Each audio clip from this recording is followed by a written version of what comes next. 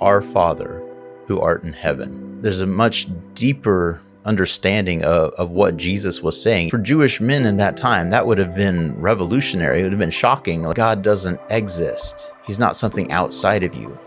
God insists. I think it can also be revolutionary for us today.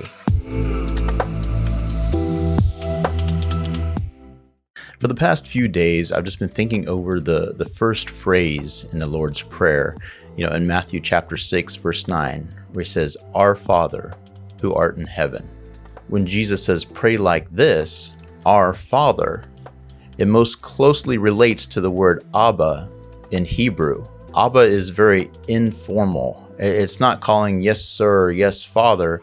It's more like daddy. This is how Jesus is instructing his disciples. When you pray like this, Abba. And I think we don't realize what he was really saying in that context, in that time, because the Orthodox Jews, they took the third commandment, don't take the Lord's name in vain, very seriously. It's like, okay, we're not even going to speak the name, we're not going to say the name of God. And when we write the name of God, we're not even going to put the vowels in it. We're just going to put YHWH. This is the Lord, but we're not going to say the name of God. We're not going to write the name of God. It's too holy. It's too other than. It's not for us to write the name or even say the name of God. So for Jesus to tell his disciples, when you pray, address God as your Father or Abba or Daddy. Like for Jewish men in that time, that would have been revolutionary. It would have been shocking. Like this doesn't make any sense. Everything we've been taught is to honor the name, that it's so holy that we can't even say it. We can't even write it out. And Jesus is saying, when you come to the Father, when you come to God, you pray like this, Daddy, Abba. So this is revolutionary for these Jewish men to relate to God as a child would, that intimacy with God. And the next phrase is that our Father in heaven.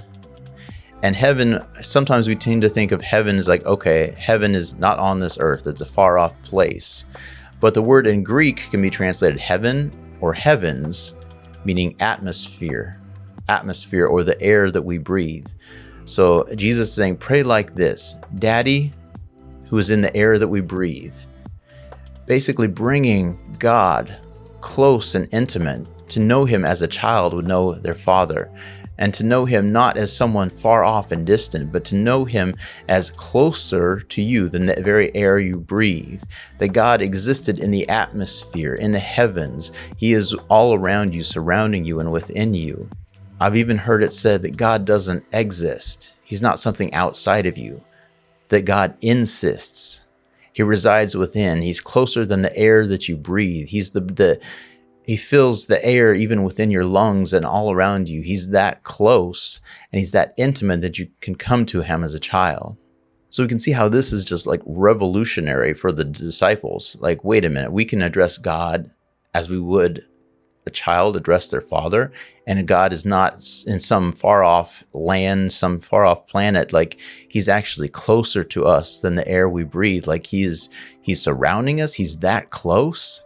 I know this was revolutionary for the disciples of that time, but I think it can also be revolutionary for us today, approaching God as a child would approach their father, as a child would approach their daddy, coming him with that trust that, oh, this is my daddy. This is someone I can just come to and run to.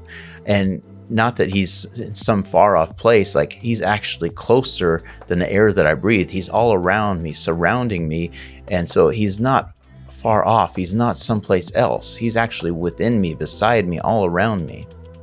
So Father, today, for those that are listening, may you break off any mindset that is keeping us from approaching God in this way, in Jesus' name. Until next time, may you come to God as a child, and may you realize that he's closer than you think.